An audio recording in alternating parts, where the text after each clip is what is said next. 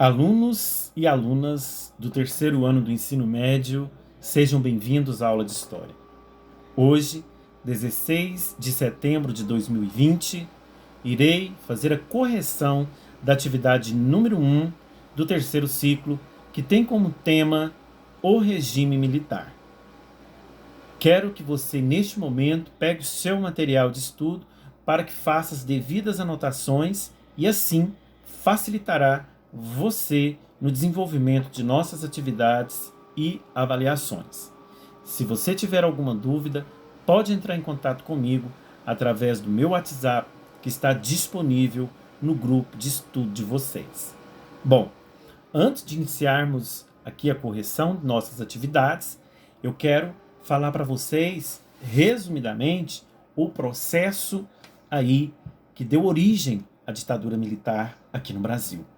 Nós podemos observar, alunos, que o Brasil ele viveu de 1946 a 1964 a República Populista, onde praticamente a democracia ela foi importante para eleger presidentes, governadores, prefeitos, vereadores, deputados estaduais e federais e senadores. Durante este período, que nós chamamos de populismo, a democracia ela foi praticamente colocada em prática durante este período. Assim que iniciamos, em 1964, uma nova fórmula política aqui no Brasil, que foi chamado de regime militar, no ano de 1964, essa democracia foi colocada de lado. Por quê? Porque instaurou-se aqui um regime militar.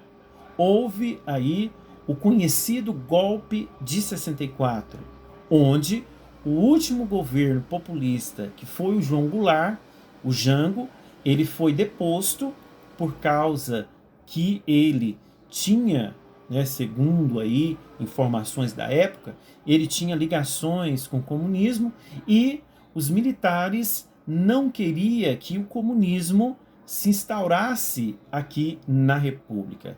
E diante disso, aí o que aconteceu?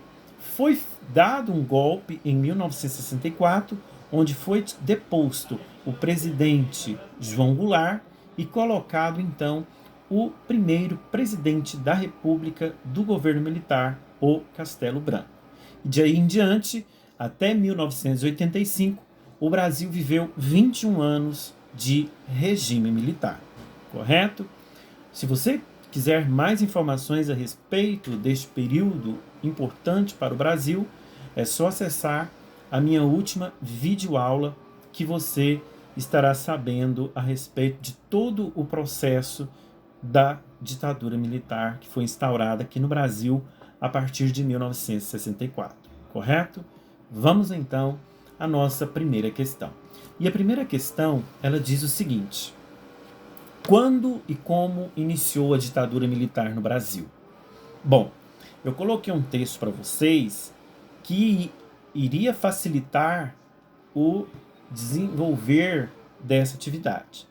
Se você também tivesse dúvida, você poderia ir no vídeo que foi postado aí no dia 2 de setembro.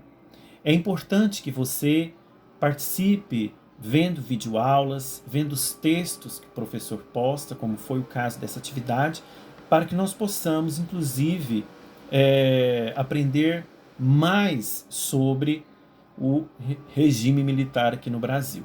Bom, voltando à primeira pergunta, quando e como iniciou a ditadura militar no Brasil? Bom, alunos,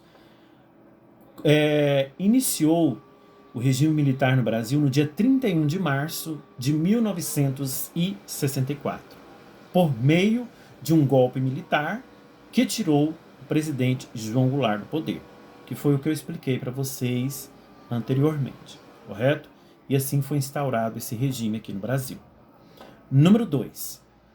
Quais eram os aspectos desse regime militar brasileiro? Os aspectos é o que esse regime trazia para o Brasil. O que havia por detrás desse regime?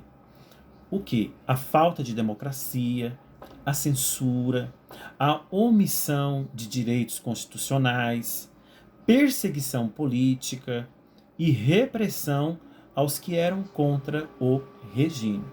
É por isso que é chamado ditadura. Ditadura é quando um governo dita as regras e a população tem que obedecer. Caso contrário, os mesmos são punidos. O que a gente analisa é que os direitos constitucionais foram banidos durante esse período de regime militar aqui no Brasil. Então, é importante que nós tenhamos em mente que as pessoas que eram consideradas suspeitas, é óbvio que elas eram perseguidas pela ditadura. Justamente por quê?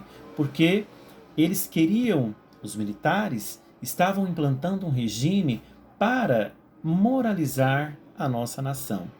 Que, diante do fato aí de iminência do comunismo, foi feito, como eu disse aí, este golpe, o qual tirou o presidente João Goulart do poder, para que pudesse então respeitar a nação brasileira. Ok? Vamos então para a questão número 3. Questão número 3, ela diz o seguinte: cite os 5 presidentes do regime militar e seus respectivos períodos. Nós tivemos então, primeiro presidente, Humberto Castelo Branco. Ele foi presidente de 1964 a 1967. O segundo presidente, o Arthur Costa e Silva. Ele foi presidente da ditadura militar de 1967 a 1969. O terceiro presidente da República da ditadura militar foi o Garrastazu Médici, que foi presidente de 69 a 74. O quarto presidente da República foi o Ernesto Geisel, que foi de 1974 a 1979. E o quinto e último presidente da ditadura militar foi o João Figueiredo, que ficou de 1979 a 1985, correto? Vamos então para a questão número 4. A questão número 4, ela diz o seguinte, olha só. O que foi o ato institucional número 5? O AI-5. Bom, a gente sabe que esse ato institucional número 5 foi o mais duro de todos. E o que a gente pode analisar dentro deste ato institucional número 5 é que ele foi um ato institucional que aposentou juízes, acabou com as garantias do habeas corpus, cassou mandatos de parlamentares e aumentou a repressão policial e militar. Por isso que ele é considerado um dos mais rígidos de todos os atos institucionais. Lembrando que as garantias do habeas corpus é um remédio constitucional garantido àquelas pessoas privadas de liberdade. Por que que o habeas corpus ele foi cessado durante o ato institucional número 5? Porque a garantia da liberdade não faria jus devido os policiais, os militares prenderem cedo e à tarde eles serem soltos. Então, essas pessoas que eram consideradas subversivas, que eram consideradas suspeitas, elas tinham que permanecer encarceradas, segundo o entendimento dos militares através do ato institucional número 5, correto? O habeas corpus, em latim, significa corpo livre. É este remédio jurídico que eu falei para vocês, que dá garantia de liberdade ao réu preso, correto? Então, ele foi cessado durante o ato institucional número 5, aí, durante o período da ditadura militar. Vamos então à questão número 5, e ela diz o seguinte: o que aconteceu para que se concretizasse a redemocratização do país e o fim da ditadura militar? Bom, alunos, o que nós podemos observar aqui é que redemocratização é voltar novamente à democracia. O processo de redemocratização, ele começou aí basicamente com o apoio dos Estados Unidos no ano de 1980, que aconteceu aqui no Brasil, né, por meio de uma guerra civil, onde derrubou o governo militar e colocou um presidente civil no poder. Então, basicamente, aconteceu dessa forma. E a divulgação dos crimes de tortura da ditadura começaram a aumentar aí a rejeição ao regime militar. Além disso, alunos, o fim do milagre econômico, que foi um crescimento aí relativo da economia aí do aumento do poder de compra da classe média, tomou aí o governo ainda mais impopular. Os militares, alunos, portanto, propuseram uma abertura lenta, gradual e segura, onde muito democraticamente os direitos aí da população foi concedidos novamente. Durante o governo do Ernesto Geisel, algumas mudanças foram aí sendo feitas no cenário político, como a substituição do AI-5 por salvaguardas constitucionais e o restabelecimento aí de relações diplomáticas entre o Brasil e países de regime comunistas. No ano de 1979, o presidente militar, o João Figueiredo, ele promoveu os seguintes atos. Olha só o que o João Figueiredo fez no ano de 1979. Ele revogou o AI-5, o ato institucional número 5, ele concedeu anistia aos presos políticos e exilados, ou seja, o perdão aí, né, dos crimes cometidos por eles, e também o fim do bipartidarismo. O que foi esse fim do bipartidarismo? O ato institucional 2, ele praticamente instaurou no Brasil apenas 2 partidos políticos, né, que foi a Arena e o MDB. O João Figueiredo, entrando em 1979, ele acaba com tudo isso. As greves de 1978 e os movimentos estudantis contribuíram muito com o enfraquecimento aí do regime militar e levaram a população a se manifestar em 1984, com a reivindicação aí de realização de eleições diretas para presidente da República aí do Brasil. E esse movimento, ele ficou conhecido como Diretas Já. Os protestos aí, que foi acompanhado de artistas, de políticos, de setores aí civis, de estudantes e trabalhadores, pelas diretas já não obtiveram sucesso. E aí, o que aconteceu? As eleições, elas não foram diretas e sim foi realizada pelo colégio eleitoral que escolheu Tancredo Neves como o novo presidente do Brasil. Olha só o que aconteceu. Entretanto, o Tancredo Neves, ele faleceu e quem que assumiu o seu cargo foi o seu vice, o José Sarney, que foi o primeiro presidente civil depois de 21 anos do regime militar no Brasil. E o que a gente pode observar aí é que surgiram governos civis pós-ditadura no Brasil, que foi o caminho para a redemocratização. Os governos civis que vieram após a ditadura militar tiveram aí que lidar com as desigualdades sociais e o endividamento e a inflação herdadas aí desse período anterior que foi a ditadura militar.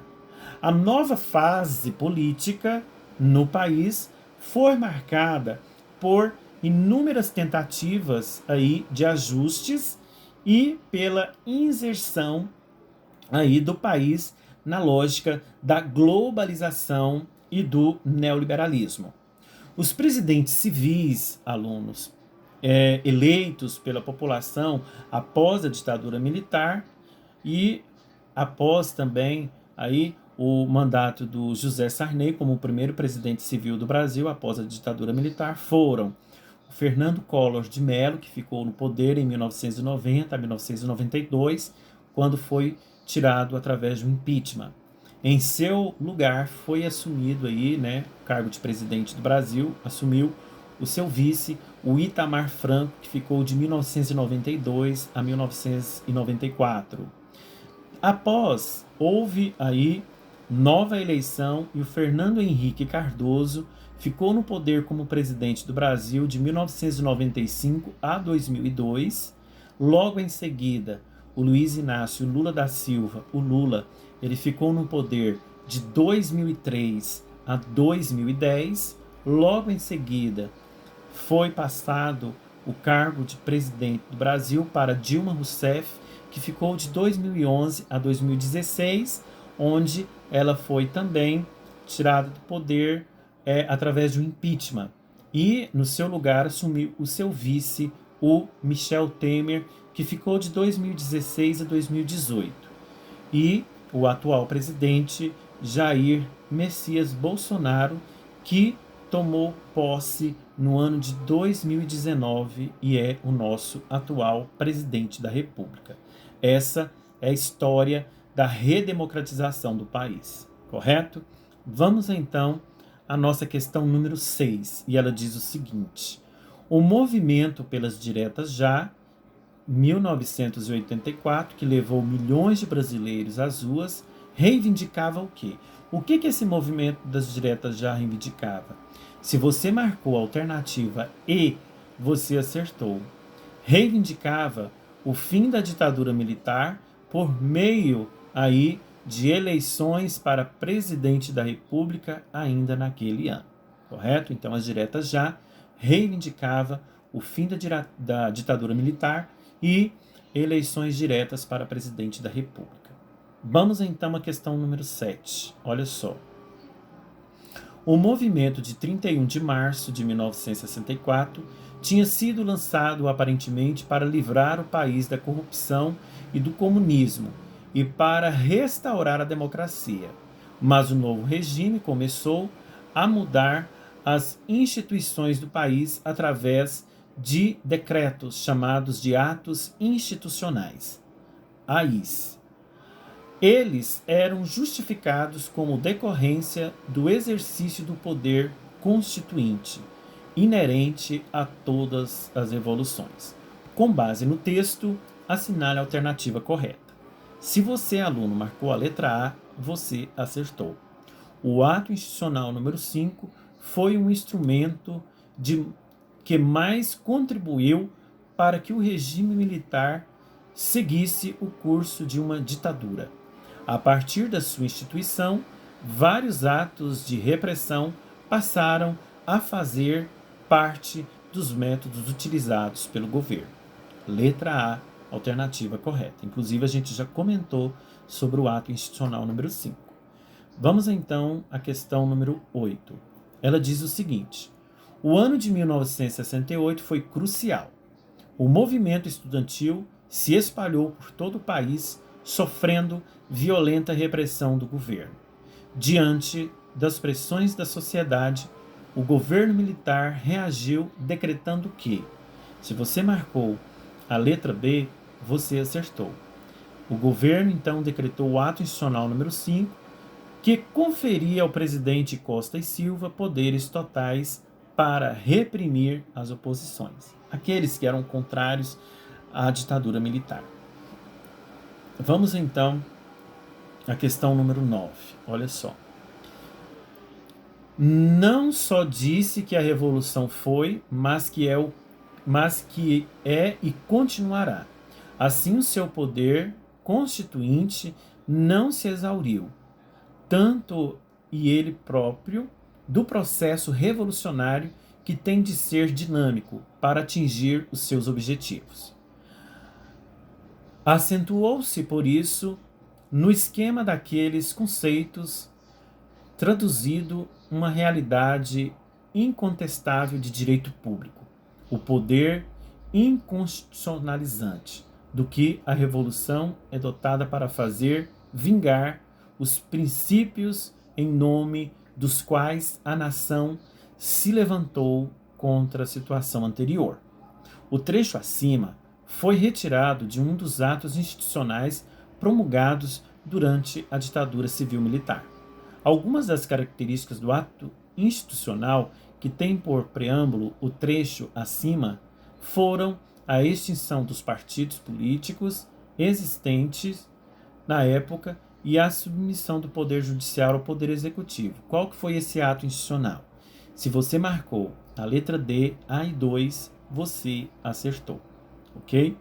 Vamos então à questão número 10. Questão número 10 diz o seguinte: compreende o período do regime militar no Brasil. Qual foi o período do regime militar aqui no Brasil? Se você marcou a letra C, você acertou, de 1964 a 1985, correto? Alunos, aqui termina a correção de nossas atividades sobre o regime militar. Qualquer dúvida que você tiver, pode me procurar através do meu WhatsApp, ok? Um grande abraço e até a próxima aula.